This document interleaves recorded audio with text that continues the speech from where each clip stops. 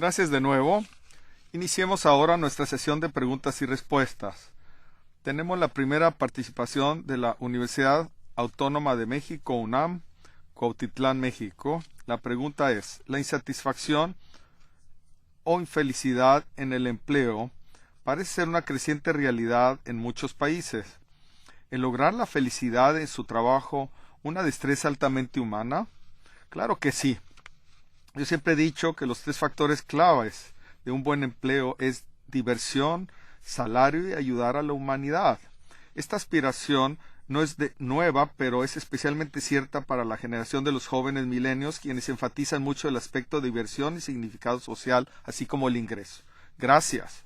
Nuestra siguiente participante es de la Universidad Tecnológica de Comercialización y Desarrollo, UTCD, de Asunción, Paraguay. Bienvenidos. La pregunta es: las destrezas altamente humanas seguidos son consideradas competencias blandas, que son excelentes para generar nuevas ideas e innovar, pero no para implementarlas. ¿Cuál es su punto de vista sobre esto? Nada es más humano que usar nuestro cerebro para tomar buenas decisiones. A diferencia de otros animales, los humanos podemos entender teorías, recibir conocimientos de otras personas y probar latidos e hipótesis. No hay nada blando en esto. Gracias. Tenemos otro participante de la Universidad Tecnológica de Nezahualcóyotl, UTN, Estado de México, México. La pregunta es: la perspicacia y los sentimientos intuitivos ciertamente son destrezas altamente humanas de gran valor en estos tiempos de incertidumbre que enfrentamos todos alrededor del mundo. ¿Usted considera que estas destrezas se pueden desarrollar en todos los tomadores de decisiones o están más atadas a ciertos tipos de personalidad? Yo en verdad creo que la intuición y la lógica son herramientas que pueden ser usadas por cualquier persona. Ciertamente se complementan entre sí. Por supuesto que algunas personas son más intuitivas que otras, así como algunas personas son más lógicas que otras. Todos podemos desarrollar estas destrezas altamente humanas hasta cierto grado. Gracias por su respuesta. Tenemos ahora la participación del Ministerio de Educación Superior, Oficina del Ministro, Santo Domingo, República Dominicana. La pregunta es: ¿necesitamos destrezas altamente humanas para desarrollar una perspectiva global y competencias globales?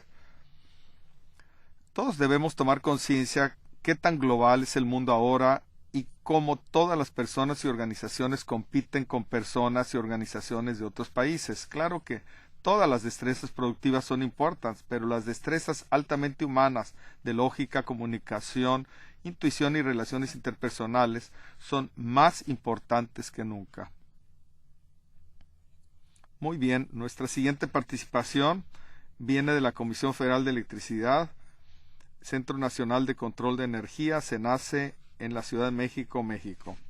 La pregunta es la siguiente: parece que las destrezas altamente humanas son particularmente urgentes en tiempos de cambio intenso y discontinuidad, como los que enfrentamos en el sector energético. ¿Cuáles considera usted que son las dos más importantes, especialmente para gobiernos y organizaciones públicas? Todos los gobiernos y organizaciones públicas deben aceptar que si no estamos avanzando, en realidad estamos retrocediendo, ya que el mundo avanza muy rápidamente ahora y ya no es realista quedarse quieto sin movimiento. Los gobiernos deben proveer educación, infraestructura física y electrónica, salud y reglamentación de seguridad, así como regulación para asegurar competencia libre. Más allá de esto, se debe hacer un lado y permitir que las personas seamos creativos. Gracias. Nuestro siguiente participante es del Tianjin College of Commerce, TCC, en la ciudad de Tianjin, China. La pregunta es: ¿cuál es su punto de vista sobre el rol que juega la cultura en el desarrollo y práctica de destrezas altamente humanas dentro de las organizaciones hoy en día? En un mundo globalizado y en el mercado internacional, es esencial nuestra comprensión de otras culturas. No podemos hacer negocios en Colombia, en China o en Canadá si no sabemos nada de sus tradiciones culturales, y predisposiciones. Considero que el estudiar la comunicación intercultural es esencial para todas las personas y organizaciones. Gracias, doctor Anderson. Usted mencionó que el tema de la evolución es muy controversial, pero también dijo que la evolución con la ciencia y las creencias religiosas pudieran adaptarse. ¿Nos puede ampliar esto? Con gusto. Yo conozco a prestigiados científicos que creen en Dios y son musulmanes, judíos o cristianos y no encuentran ningún tipo de contradicción en este tema. Ustedes saben que en relación con la evolución podemos ya hacer pruebas de ADN. Inclusive yo tengo suscripción en el servicio genográfico de National Geographic que hace pruebas para identificar dónde vienen nuestros ancestros. Ellos pueden rastrear nuestros orígenes desde 140,000 años para identificar de dónde viene nuestra descendencia masculina y femenina del ADN mitocondrial. Nada de esto está ya en duda. Estas son técnicas científicas que nos comprueban que nuestros ancestros vivieron por cientos de miles de años, con quienes interactuaron y quiénes son nuestros abuelos. Claro que esto no contradice necesariamente la creencia en una fuerza supernatural más allá o detrás de la creación del universo y detrás de la creación de los animales y ciertamente de los humanos.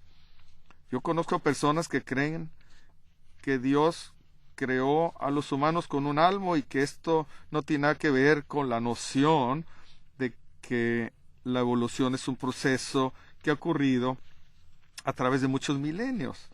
Así es que, nuevamente, el pensar que uno de estos sistemas de creencia está directamente en oposición o contradice al otro sistema de creencias es un error, pero en ningún caso debemos de rechazar poderosas evidencias de datos científicos que ya han sido respaldados por diversos métodos reconocidos.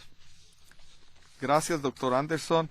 Usted también mencionó que la ciencia y la investigación no deben estar restringidas solamente a la élite de la comunidad científica. ¿Cuál es su perspectiva sobre el uso y promoción de la ciencia en las instituciones educativas? Bueno, ciertamente muchos países y comunidades han fallado en darle a los niños una educación óptima sobre la ciencia. La ciencia no debe ser solo un conjunto de cifras, tal como el memorizar los nombres de las especies o cosas así.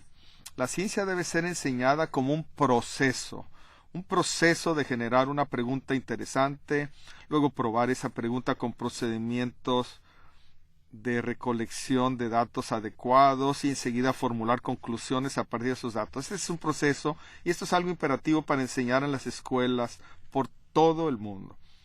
Esto permite entonces hacer disponible a todas las personas herramientas científicas simples que pueden usar en su vida diaria.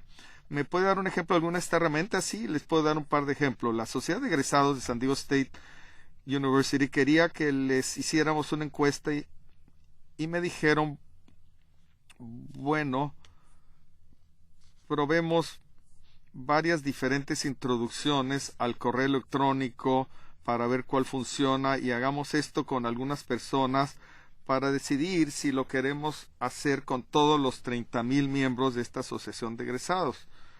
Pues lo hicimos y descubrimos que el usar lenguaje más intenso, fuerte, como agregando mensaje importante en el espacio del tema del correo, nos generó ciertamente un 20% de incremento en las respuestas. Entonces, teniendo este conocimiento, que fue interesante, por cierto, para mí desde un punto de vista teórico, aunque es práctico también, ellos pudieron usar un mensaje más fuerte en una encuesta subsecuente para obtener también mayores respuestas. Otra cosa muy sencilla es el uso de grupos de estudio. En una pequeña comunidad donde vivo queríamos que se aprobara una iniciativa de apoyo financiera para las escuelas e integramos varios grupos de estudio para detectar por qué los ciudadanos estaban en contra de aprobar la emisión de bonos públicos y por qué otros estaban a favor. Cuando identificamos las respuestas de los que favorecían los bonos, las incorporamos a nuestros folletos promocionales para que se aprobaran la iniciativa de bonos. Estas estrategias son muy sencillas de entender, pero son los que se utilizan a nivel nacional en muchos países.